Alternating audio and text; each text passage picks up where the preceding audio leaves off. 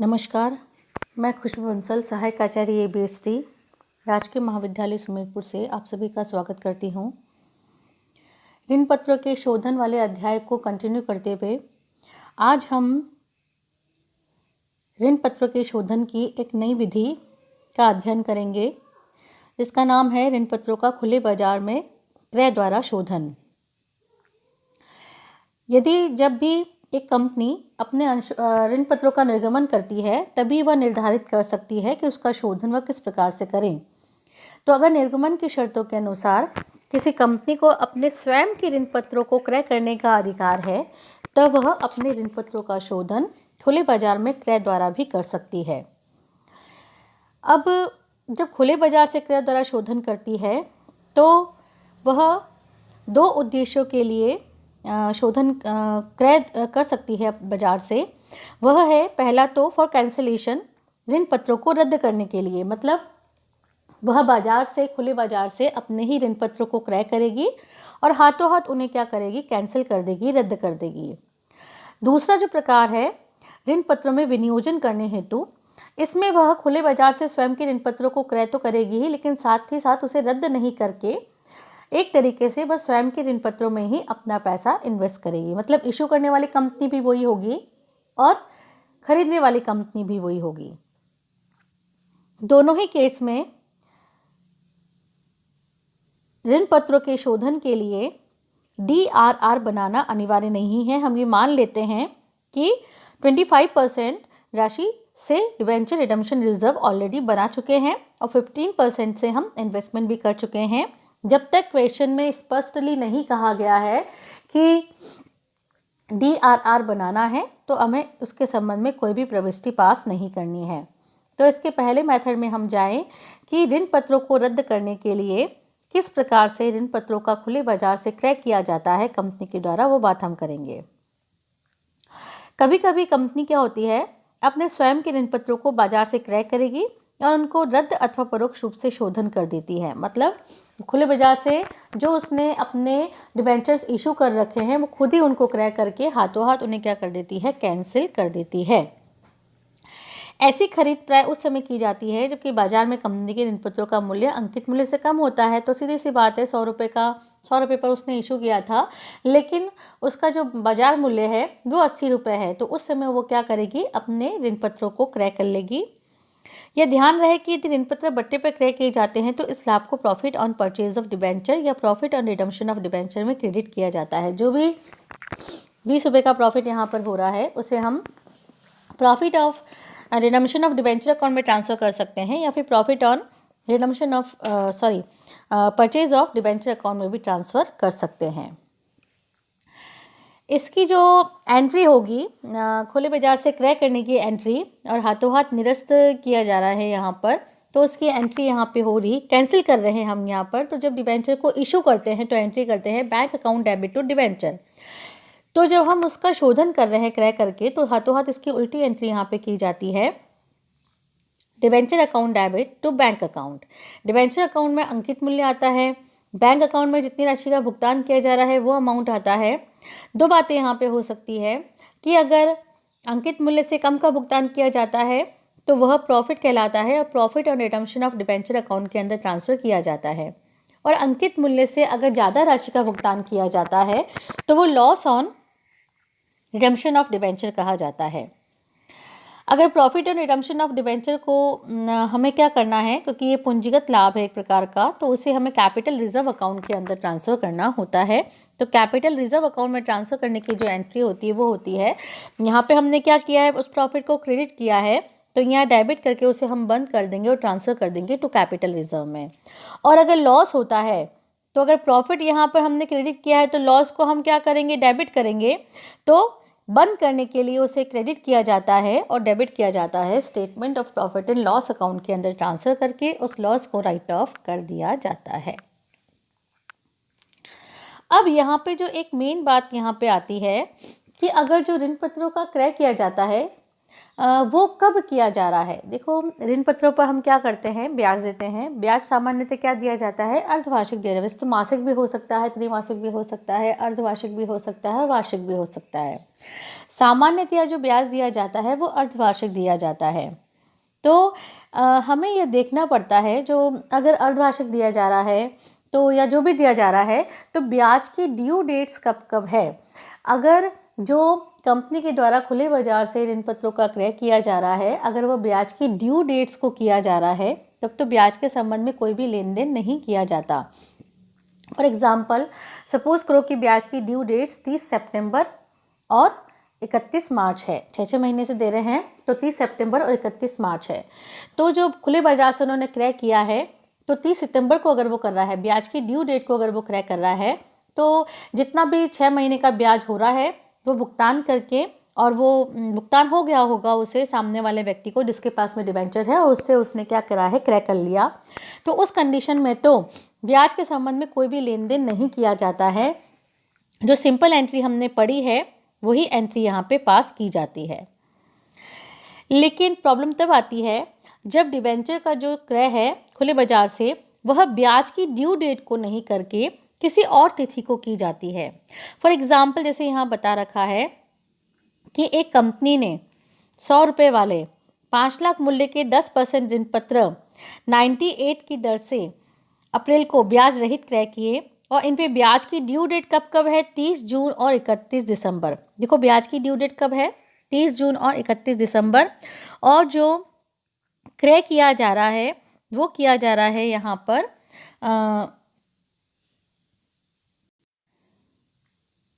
वो किया जा रहा है 1 अप्रैल को किया जा रहा है। देखो यहाँ पे ये डेट आपको दिख रही होगी, 1 अप्रैल को।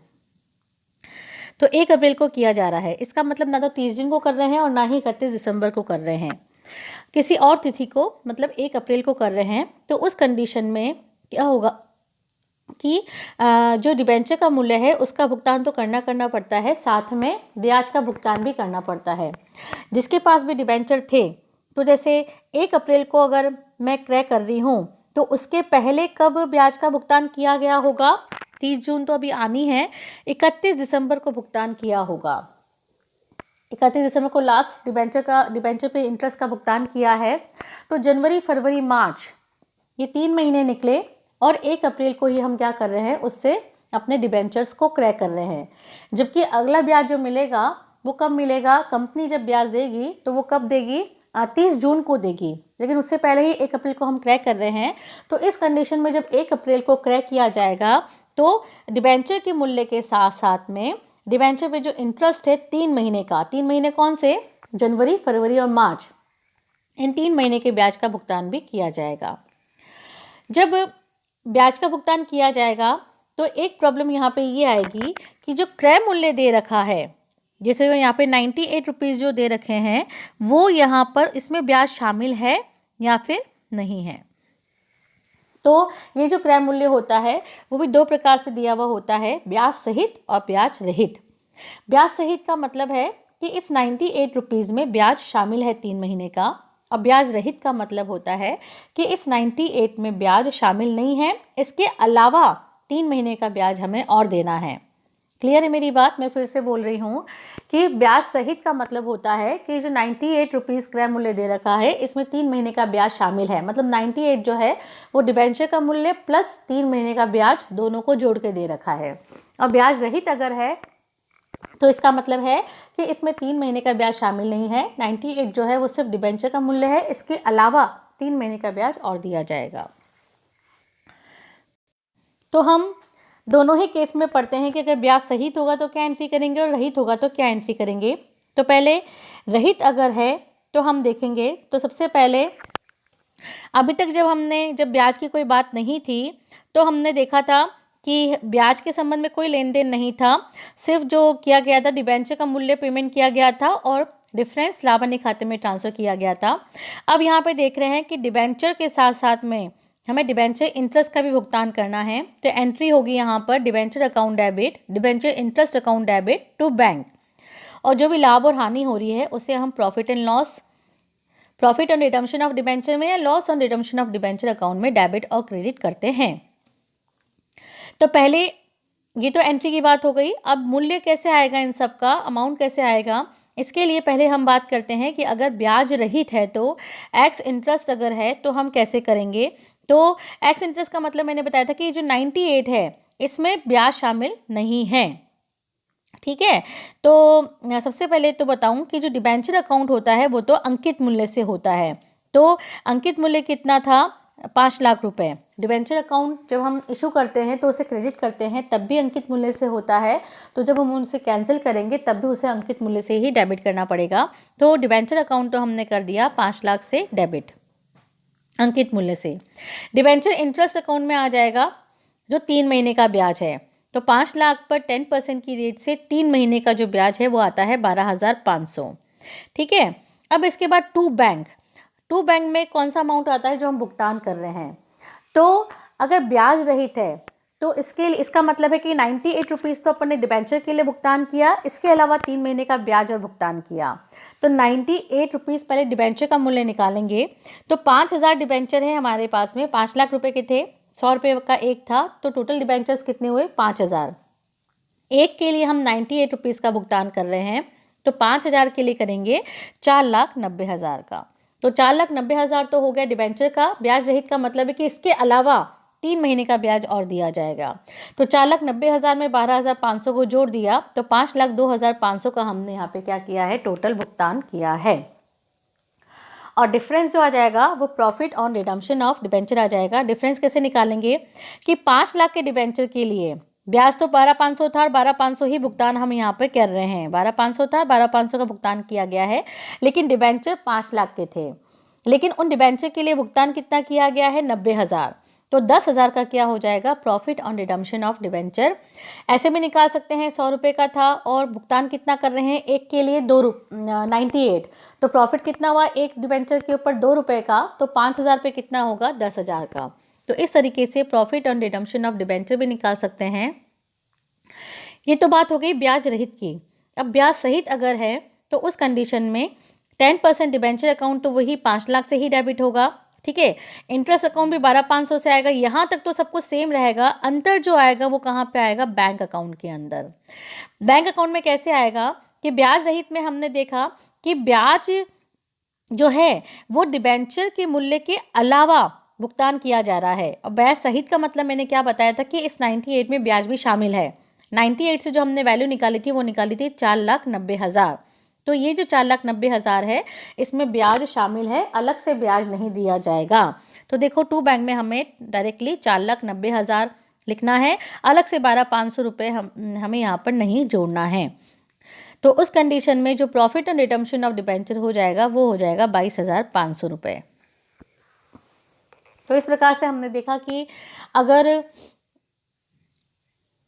एक कंपनी अपने द्वारा निर्गमित ऋण पत्रों का खुले बाजार में क्रय करके अगर शोधन करती है, क्रय करके भी हमने देखा कि क्रय करके अगर वो हाथों हाथ निरस्त करके शोधन करती है तो उस कंडीशन में हम किस प्रकार से जर्नल एंट्रीज पास करेंगे। उसमें भी हमने देखा कि अगर ब्याज की ड्यू डेट को अगर ट्रांजैक्शन हो रहा है तब तो ब्याज के संबंध में कोई लेन देन नहीं किया जाता है, लेकिन अगर जो ट्रांजैक्शन है शोधन करने का वो ब्याज की ड्यू डेट को नहीं करके किसी और डेट को करते हैं तो फिर ब्याज का लेन देन किया जाता है। और ब्याज का लेन देन भी 2 तरीके से होता है, ब्याज सहित और ब्याज रहित। दोनों का हमने अलग अलग देखा। अब देखेंगे आगे हम देखेंगे हमारे नेक्स्ट वीडियो लेक्चर में कि अगर एक कंपनी खुले बाजार से क्रय करके अगर उसे निरस्त नहीं करती है, स्वयं अपने ही ऋण पत्रों में अगर इन्वेस्ट करके रखती है तो किस प्रकार से जर्नल एंट्री पास करेंगे। Thank you so much.